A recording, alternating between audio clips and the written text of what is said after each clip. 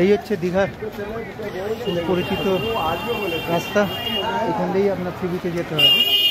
আর এই যে এটা হচ্ছে বলাকা রেস্টুরেন্ট, এর পাশ দিয়েই আমাদের ঢুকতে হবে।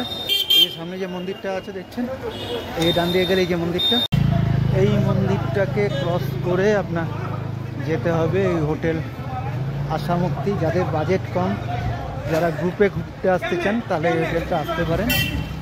এই হোটেল সাগর, এই রাস্তাটা ধরে সোজা আসবেন।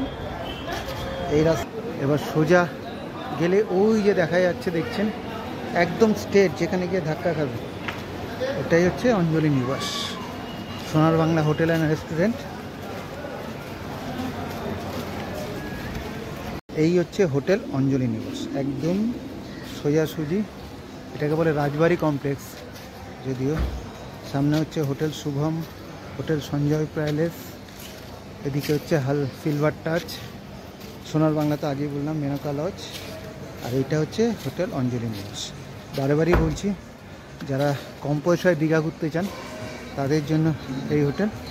এই হোটেলটার গ্রুপ পার্টিদের জন্যই মূলত ভাড়া দেয়। আমরা প্রায় 120 জনকে নিয়ে এখানে এসেছি, 120 জন সব মিলিয়ে আছে, আমরা নিয়ে এসেছি।